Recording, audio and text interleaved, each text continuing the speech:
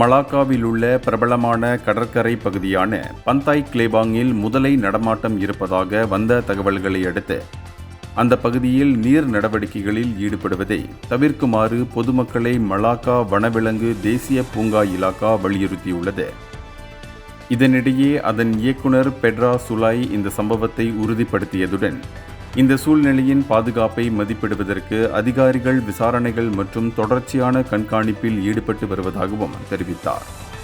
மேலும் சமூக ஊடகங்களில் விழிப்புணர்வு எச்சரிக்கைகள் பரவி வரும் நிலையில் பொதுமக்கள் எந்தவொரு வனவிலங்கையும் நெருங்கவோ அல்லது பிடிக்கவோ முயற்சி செய்ய வேண்டாம் என்று அவர் எச்சரித்தார். சமீபத்தில் கிளிஞ்சல்களை சேகரிப்பதற்காக மக்கள் பெருமளவில் கூடி வந்த நிலையில் இத்தகைய எச்சரிக்கை வந்துள்ளது.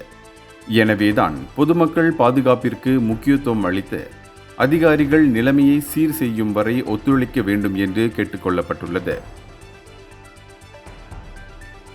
இந்தியர்களின் இதய குரல் மக்களோசை.